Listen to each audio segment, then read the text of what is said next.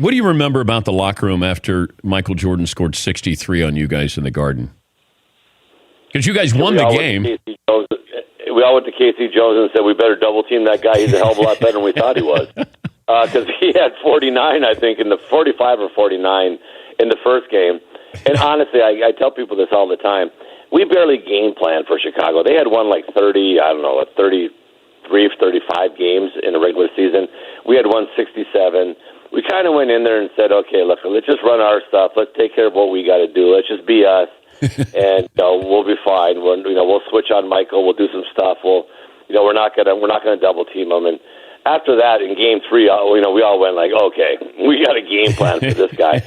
And I know you have a bunch of guys that will look up stats. I honestly don't know the stats, but in Game 3, because I remember going in there and everybody was all upset because I brought a Dobb kit. I didn't bring any clothes, and I was like, we're leaving them. We're going to play one game and we're gone. And they were all like, they almost beat you. It was an overtime game, and I went like, nah, we're going to hammer these guys and we're going to go home. And they were all upset. The media made a big thing about me only bringing a Dobb kit, no clothes on the road. They said, what are you going to do if you lose? I said, I guess I'll smell bad. And, we beat them, and off we went. So someone look and see what he did in the third game. You got all the Danettes over there doing nothing, so have them do something. Paulie, do something for Kevin. In Game 3, Jordan had 19 points, 10 rebounds, 9 assists. Only 19 points. What was he from the floor? He was 8 for 18. Yeah, because we double-teamed him almost every time and just said, man, we got to get the ball out of this guy's hands. And so, yeah, we shut him down a little bit. But I tell you one thing though, that was kind of, I knew he could really play. I just didn't know he was quite that explosive, and that was kind of the start of Michael just blowing up and just being a damn near unstoppable force on the offensive end.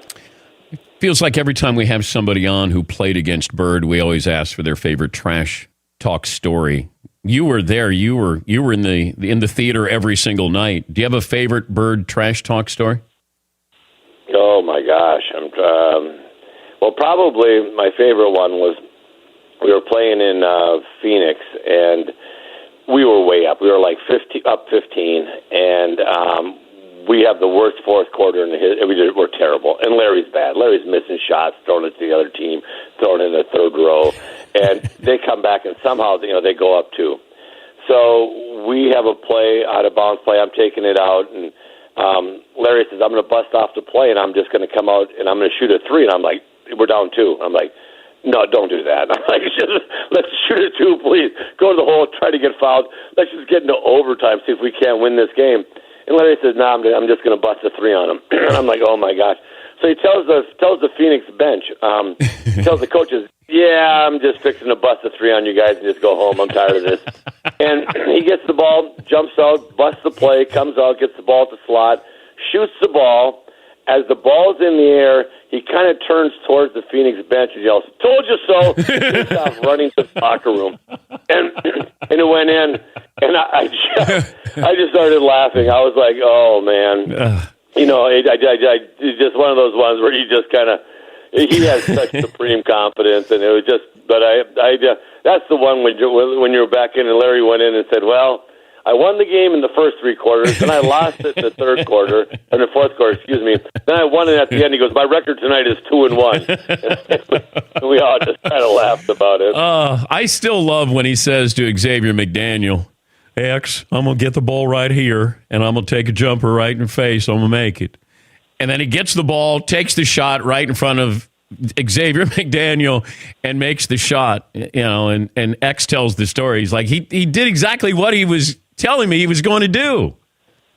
Yeah, the other thing I laugh about, too, is remember Anthony Mason, just the kind of the point forward, power guy, just big, strong guy. We're playing, he's in New Jersey now. They call him up and from the D League or the CBA or whatever it was called back then. And he's sitting out there, and man, that guy's like, he's got, muscles everywhere. So before the game, Larry looks at him, he goes, hey, Kevin. I said, yeah. He goes, look at this guy, man. And he's standing there, he goes, look at all those muscles. And Anthony Mason is just standing there kind of posing, and then Larry looks at him and goes, yeah, all those muscles aren't going to help you tonight. He said, I'm going to bust you up. And Larry would shoot the ball and yell muscles when he was shooting it. And I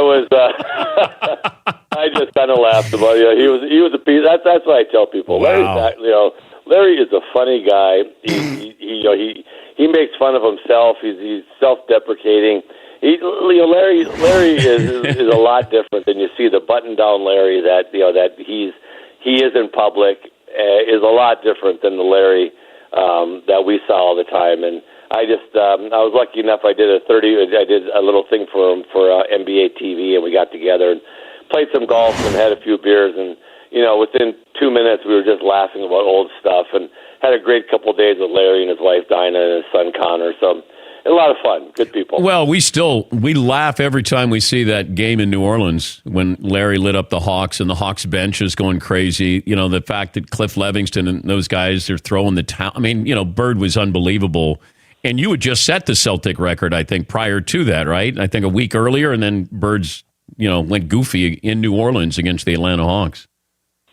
Yeah, he told me there was a little bit of time left in the clock, and we had beaten Detroit, and I had just scored 56, and I'm walking off the court, and Larry goes, "Where are you going?" I said, "I'm done." I said, "Look at the coach. I'm exhausted. Man. I'm tired." I said, I'm done." Larry goes, "Man, don't do it, Kevin, because when I get that hot, I'm not coming out of the game." I said, "Okay."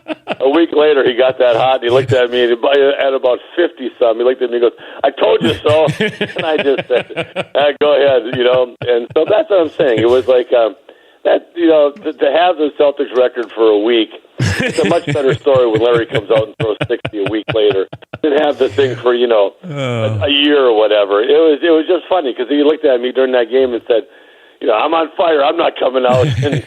And then we all got him the ball, and it was all history.